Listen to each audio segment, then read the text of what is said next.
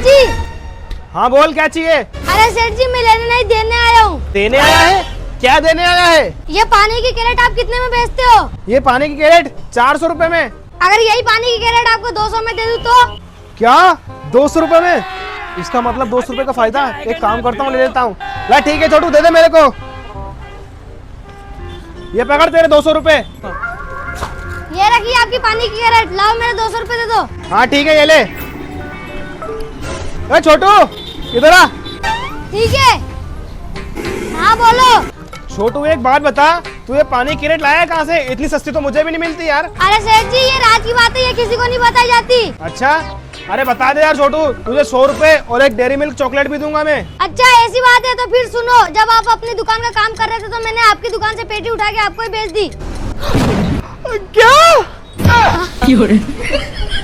अबे साले रुक जाता कहाँ है?